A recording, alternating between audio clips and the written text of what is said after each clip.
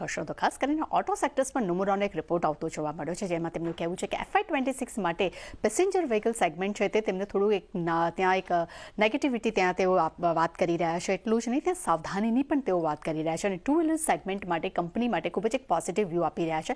તેમનું માનવું છે કે FY26માં ખાસ કરીને TVS મોટર્સ માટે તેઓ 9 થી 10% ઇન્ડસ્ટ્રીયલ ગ્રોથ વાર્ષિક ધોરણે જોઈ રહ્યા છે તેવી તેઓ અપેક્ષા રાખી રહ્યા છે. ત્યાં હીરો મોટો માટે ખાસ કરીને 7 થી 8% વાર્ષિક ધોરણ ગ્રોથની તેઓ અપેક્ષા રાખી રહ્યા છે અને કમર્શિયલ વ્હીકલ્સમાં ટાટા મોટર્સ માટે 4% વાર્ષિક ધોરણ ગ્રોથની પણ તેઓ અપેક્ષા રાખી રહ્યા છે. પરંતુ સામે તેમનું એ પણ કહેવું છે કે FY26માં AI ટ્રકમાં સિંગલ ડિજિટ અને બસોમાં ડબલ ડિજિટ ગ્રોથની પણ તેઓ અપેક્ષા રાખી રહ્યા છે. બીજી તરફ સિટી ગેસ પર આપણને સિટીનો એક રિપોર્ટ આવતો જોવા મળ્યો છે, જેમાં તેમને IGL અને મહાનગર ગેસ આ બંને જ કાઉન્ટર્સ માટે તેઓ ખરીદારીની સલાહ આપી રહ્યા છે. ગુજરાત ગેસ માટે તેમને વેચવાલીની સલાહ આપી છે અને તેમનું કહેવું છે કે APM ફાળવણીથી માર્જિનમાં સુધારો આવી શકે છે અને માર્જિનના આઉટલુક સુધરી શકે છે અને સામે તેમને એ પણ વાત કરી છે કે નવી LNG ડીલ્સથી પણ માર્જિન આઉટલુકને એક સપોર્ટ મળી શકે છે અને ખાસ કરીને IGLએ દિલ્હીના હાલમાં CNGના પ્રાઇસમાં કોઈ પણ પ્રકારના વધારા કર્યા નથી, એટલે એના માટે એક જગ્યા પણ છે અને FY26માં નવા રજિસ્ટ્રેશનને કારણે કરીને 9 થી 10%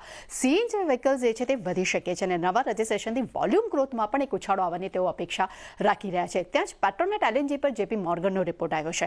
અહીંયા તેમને ઓવરવેટ રેટિંગ આપ્યા છે, લક્ષ્યાંક ₹377 પ્રતિ શેર કર્યા છે. તેમનું માનવું છે કે પ્રાઇસમાં થોડુંક જોખમ જોવા મળી રહ્યું છે, પરંતુ ક્ષમતા વિસ્તારથી એબિટામાં સુધારો આવી શકે છે અને કંપનીના ખાસ કરીને દહેજમાં જૂનથી ખાસ કરીને 5 MTPA રીગેસની ક્ષમતા પણ વધે છે, જેને કારણે કરીને કંપની માટે એક આઉટલુક પોઝિટિવ જોવા મળી શકે છે અને IGL, OCL અને CL સાથે તેમને ટેરિફની વાટાઘાટો જે છે તે પૂર્ણ થવાની અનિશ્ચિતતાનો પણ હવે એ જે અંત જે છે તે અહીંયા આવી જશે. એટલે એક પોઝિટિવ રિપોર્ટ્સ અહીંયા કહી શકાય. IGL પર જેફરસના રિપોર્ટ પર નજર કરશો, અહીંયા આપણને ખરીદારીની સલાહ જોવા મળી રહી છે.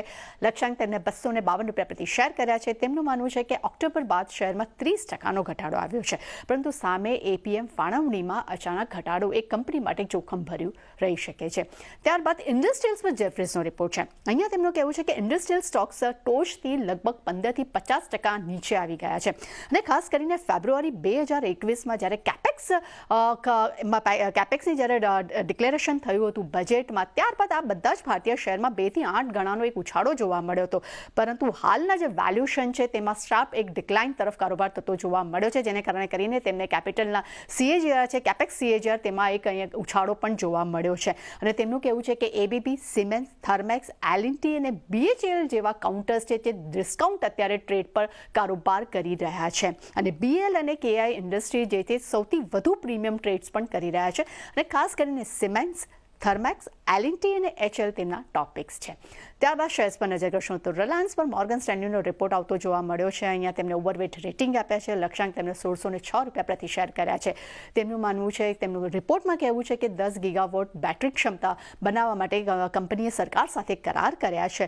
આ કરાર બાદ કંપનીના ખાસ કરીને ઉર્જા યોજનાના અમલીકરણ પર એક હાઇલાઇટ્સ પણ જોવા મળી રહી છે. એટલે રિલાયન્સ માટે પોઝિટિવ રિપોર્ટ છે.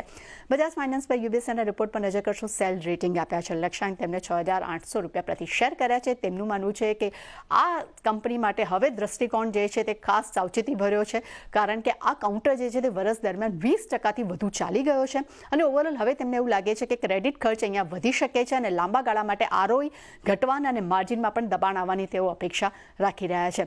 અને છેલ્લે નજર કરશું JSW સ્ટીલ પર. અહીંયા મોતીલાલ ઓસવાલ તરફથી આપણને બાય રેટિંગ્સ જોવા મળ્યા છે, લક્ષ્યાંક ₹1150 પ્રતિ શેર કર્યા છે. તેમને લાંબા ગાળા માટે કંપનીનું આઉટલુક પોઝિટિવ લાગી રહ્યું છે અને ખાસ કરીને JSTLથી માર્જિનના અને મજબૂત કેશ ફ્લોની પણ તેઓ અપેક્ષા રાખી રહ્યા છે અને FY31 સુધીમાં 50 MTPAની ક્ષમતા હાંસલ કરવાની પણ કંપનીની યોજના છે. એટલે JSW સ્ટીલ માટે એક પોઝિટિવ રિપોર્ટ છે.